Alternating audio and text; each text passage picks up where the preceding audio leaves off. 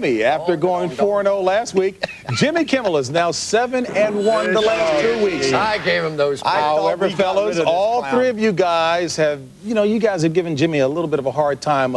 Any remorse, any comments you guys want to make up with him? I gave him those picks, nope. JB. I want to keep sign the waiver. I'd slap him. Ooh, no question. You know what? You guys asked for it. Unleash the hound.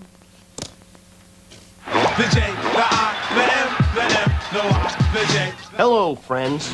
I don't know if you've noticed, but I've been kind of taking it easy on the guys back at the studio this year, mostly because they've been whining to the bosses like babies, but also because I figured enough was enough, let bygones be bygones, let's get on with it. And that's how it stood. Until last week, when I was attacked so viciously by idiots number 1, 2, and 3 that I can no longer sit by and hold my tongue.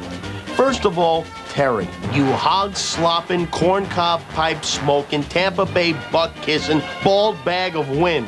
You criticize me? Hey, anybody notice anything different about Terry last week? Damn glasses sure do make Howard look smart. Thought I might get me a pair. Look smart, too. Howie wears the decorative glasses, too.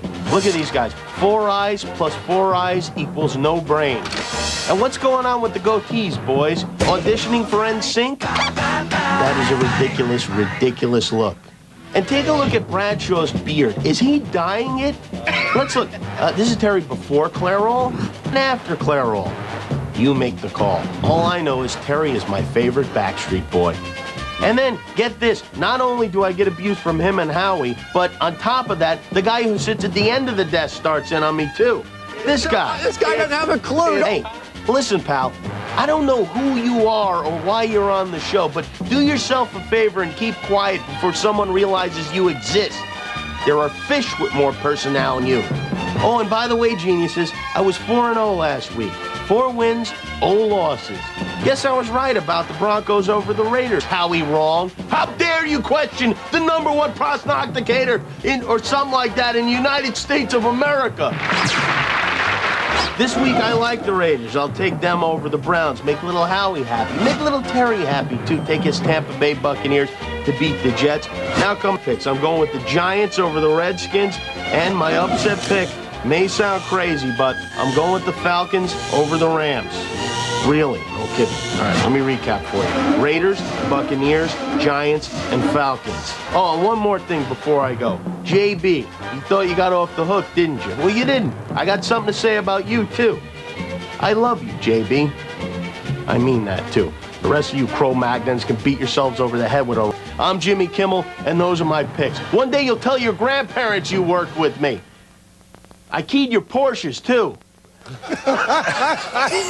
Jimmy Kimmel is all right in my book. Big boy? You know, I don't pretend to be a walking thesaurus, but I mean, prognosticator, is that a new word? Maybe you ought to get some of the glasses we're wearing. You sub-intellect, hairy back, chunky little fat guy.